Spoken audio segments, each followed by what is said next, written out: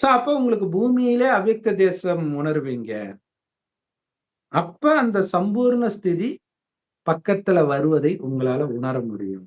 அப்ப பரலோக ராஜ்யம் ம். சமீபத்திருக்கிறது அப்படின்னு இயேசு சொன்னதுடைய உண்மையான அர்த்தம் என்னன்னா, அந்த ஸ்திதி தான்.